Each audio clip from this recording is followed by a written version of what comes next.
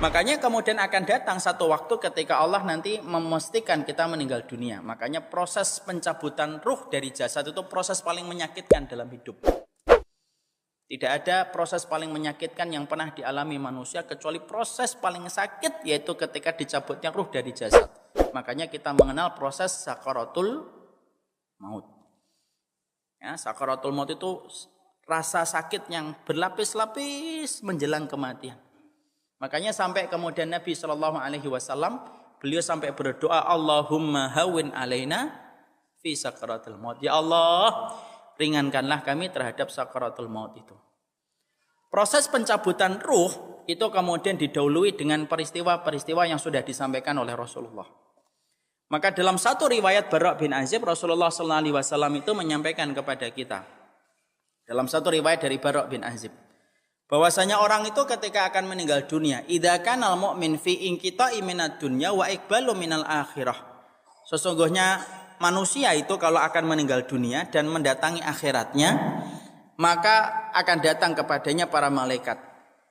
Kalau yang akan dicabut nyawanya itu adalah orang yang beriman, malaikat itu membawa pakaian putih dan membawa kain kafan putih dan kemudian membawa minyak wangi dari surga.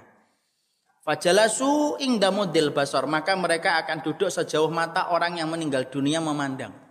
Makanya kalau kita lihat ada orang meninggal dunia itu gini. Itu sebenarnya enggak pandangan kosong. Dia melihat para malaikat-malaikat yang sejauh mata dia memandang, para malaikat itu duduk. Para malaikat itu ketika datang, itu kalau yang akan dicabut malaikat yang yaitu yang dicabut orang beriman itu adalah malaikatur rahmah.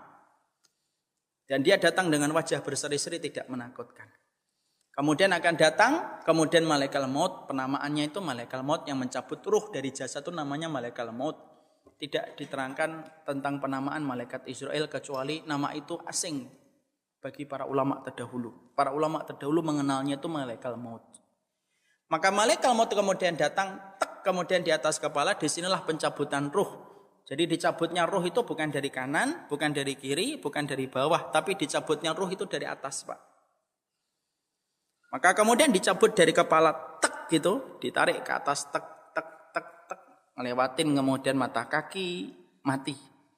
Ngelewatin lutut, ribuan syarafnya mati. Lewatin pinggul, ribuan syarafnya mati. Dan itu proses paling menyakitkan dalam kehidupan. Makanya orang sakaratul maut itu tidak bisa diajak bicara. Pandangannya kalau tidak melihat ke atas, pandangannya memejamkan mata. Biasanya orang ketika sakaratul maut, maka kemudian dia tidak bisa diajak berkomunikasi. Biasanya kalau komunikasi lewat tetesan air matanya itu. Biasanya kalau kita datang sama orang sakaratul maut, Bu, kamu gimana Bu rasanya gitu. Diam dia. Itu biasanya netes air mata. Itulah komunikasi dia. Makanya tidak ada orang sakaratul maut itu bisa bicara, ngobrol. Tidak ada, Pak. Kayak di sinetron gitu. Mau mati cerita, jaga dulu anak-anak kita. Bermanfaat bagi nusa dan bangsa. Mana ada. Terus sutradaranya tidak pernah ikut ngaji. Tidak ada semacam itu.